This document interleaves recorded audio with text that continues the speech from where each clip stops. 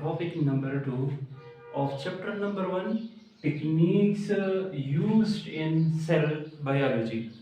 Dear students, इससे पहले हमने पढ़ा था सेल पढ़ा था, फिर हमने सेल मॉडर्न सेल थ्योरी पढ़ा था और आज हम पढ़ेंगे डियर स्टूडेंट्स कि वो कौन से टेक्निक्स होती है जो कि स्टडी ऑफ सेल में इस्तेमाल होती है. सो डियर स्टूडेंट, सबसे पहले हम साइटोलॉजी को पहचानेंगे कि व्हाट इज साइटोलॉजी. तो क्लास 9 में आपने पढ़ा है ब्रांचेस ऑफ बायोलॉजी में cytology. The study of cell and their organelles is called cytology और सेल बायोलॉजी. डियर स्टूडेंट्स, आज हम ये समझने की कोशिश करेंगे कि ये जो सेल बायोलॉजी है, ब्रांच है बायो का, कि इसमें हम किस तरीके से सेल का स्टडी करते हैं, उसके मुख्तलिफ पार्ट्स पढ़ते हैं. सो डियर स्टूडेंट, बायोलॉजिस्ट जो है उन्होंने मुख्तलिफ टेक्निक्स वो इस्तेमाल करते हैं to the study of cell and their organelles. Dear student, तो वो टेक्निक जो सेल बायोलॉजी में इस्तेमाल होते हैं उनमें आता है डिफरेंशियल स्टेनिंग टेक्निक, आता है माइक्रोस्कोपी, आता है टिश्यू कल्चर, आता है सेंट्रीफ्यूगेशन, आता है क्रोमेटोग्राफी एटसेट्रा. ये टेक्निक्स इस्तेमाल होते हैं. डियर स्टूडेंट, सेल जो होता है ये बहुत ज़्यादा ट्रांसपेरेंट होता है, शफाफ होता है और बहुत ज़्यादा छोटा भी होता है और उसमें मुख्तलिफ पार्ट्स है, स्ट्रक्चर से, ऑर्गेनेलीज है.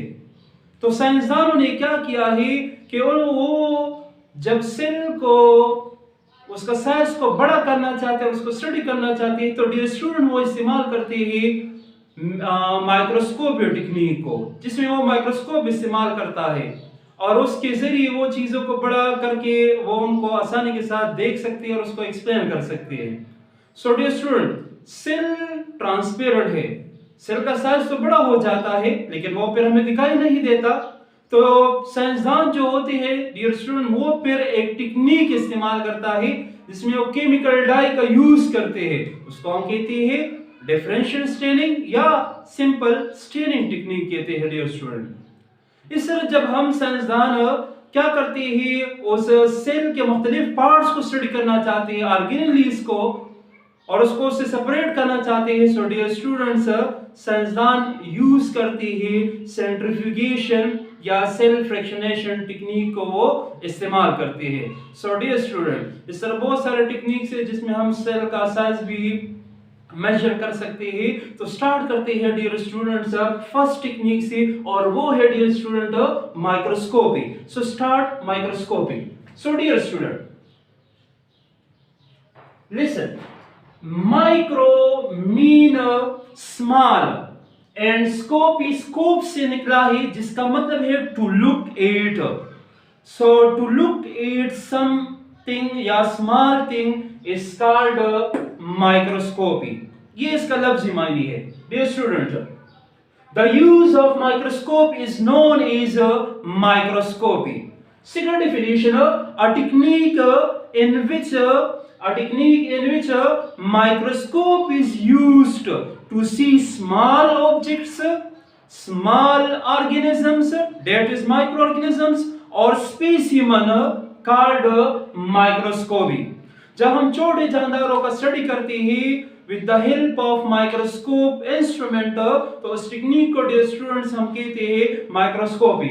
नाउ माइक्रोस्कोप क्या है, अभी हमने पढ़ लिया कि हम माइक्रोस्कोप का इस्तेमाल करते हैं इस टेक्निक में. तो dear student, an instrument which is used to see small thing, microorganism, small object or specimen is called microscope. So dear student, microscope जो होता है ये, अगर हम इसका स्ट्रक्चर देखते हैं, इसमें ऑब्जेक्टिव लेंस होता है, आईपीस लेंस होती है, इसमें स्टेज होता है जिस पर हम क्या करते हैं, स्लाइड को रखती है, इसमें मिरर होता है, इसमें लाइट सोर्स होता है, इसका बेस होता है, फोकस नोब्स इसके होती है, एडजस्टमेंट नोब्स होती है, और इसके जरिए हम छोटे छोटे जानदारों को या स्पेसिमन को हम देख सकते हैं easily with the help of naked eyes. Now, dear student, there are two characteristics of microscope or properties of the microscope. अगर हम माइक्रोस्कोप या माइक्रोस्कोप को समझने की कोशिश करना चाहते हैं तो इन दो खसूसियात को हमारे लिए समझना बिल्कुल क्या है, हमें पहले ये समझना चाहिए कि इनके जो दो खसूसियात हैं इसको हमें समझने की जरूरत है। नंबर 1 है डियर स्टूडेंट मैग्निफिकेशन, दूसरा है रेजोल्यूशन। ये दो कैरेक्टरिस्टिक इंपॉर्टेंट कैरेक्टरिस्टिक है माइक्रोस्कोप के। इस पर शॉर्ट क्वेश्चन भी आ सकता है, ईटा में इससे एमसीक्यूज भी आती है डियर स्टूडेंट्स। यहां से देखिए बेटा डियर स्टूडेंट्स, मैग्निफिकेशन क्या है?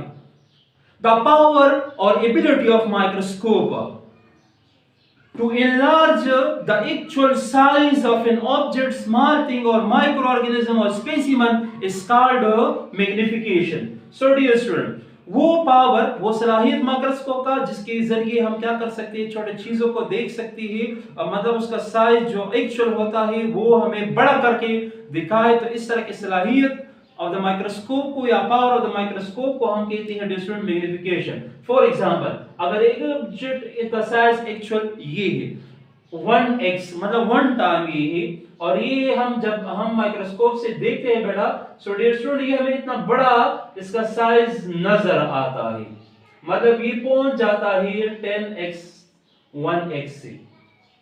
तो इसको हम डियर स्टूडेंट्स कहते हैं मैग्निफिकेशन।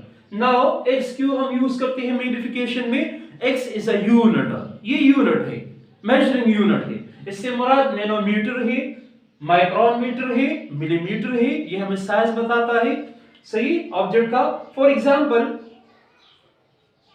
10x, अगर x की जगह हम मिलीमीटर भी लिख सकते हैं, माइक्रोन नैनोमीटर भी लिख सकते हैं, क्योंकि मुख्तलिफ ऑब्जेक्ट का मुख्तलिफ साइज होते हैं। मिसाल के तौर, अभी हम फॉर एग्जांपल मिसाल के तौर पर समझने की कोशिश करते हैं, कंपाउंड माइक्रोस्कोप का डियर स्टूडेंट जो मैग्निफिकेशन है वो 1000 से 2000 है, लार्ज माइक्रोस्कोप का 1500x है, TEM ट्रांसमिशन इलेक्ट्रॉन माइक्रोस्कोप का 1 मिलियन जो कि 10 लाख x है, और SEM स्कैन इलेक्ट्रॉन माइक्रोस्कोप का डियर स्टूडेंट 3 लाख क्या है मैग्निफिकेशन पावर है। नाउ रेजोल्यूशन, रेजोल्यूशन क्या है? The ability of microscope to distinguish between two closely packed objects, between two closely packed objects और पॉइंट्स, इनके दरमियान जो हमें फर्क नजर आता है, डिस्टेंस नजर आता है कि ये एक दूसरे से कितने दूर है, तो ये कितने फासले पर है, तो इसको हम कहते हैं डिस्टेंस रेजोल्यूशन।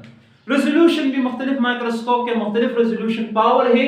लार्ज माइक्रोस्कोप का 0.2 से लेकर 1 माइक्रोन मीटर है, इससे ज्यादा ये डिस्टिंग्विश नहीं कर सकता। कंपाउंड माइक्रोस्कोप का 250 नैनोमीटर है, नैनोमीटर 10 पावर -9 मीटर।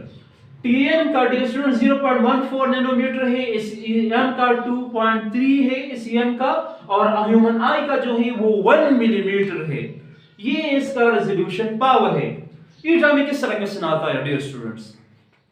एमसीक्यूज दिया जाता है कि एक माइक्रोस्कोप है और उसका आईपीस जो है उसका जो पावर है वो 30, लेट्स सपोज 30x है, और ऑब्जेक्टिव लेंस भी उसका 30 है। तो आप ये फाइंड करिए, बताइए कि उस माइक्रोस्कोप का मैग्निफिकेशन पावर क्या है। So dear students, magnification power का फार्मूला है आईपीस मल्टीप्लाई ऑब्जेक्टिव लेंस।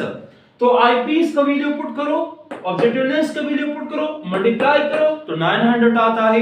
अगर लेट्स सपोज और वैल्यूज दिए हो तो उसको भी पुट करो, तो उससे वो आंसर आएगा जो ऑप्शन में मौजूद होगा। तो इस फार्मूले के जरिए हम मैग्निफिकेशन पावर को फाइंड कर सकते हैं।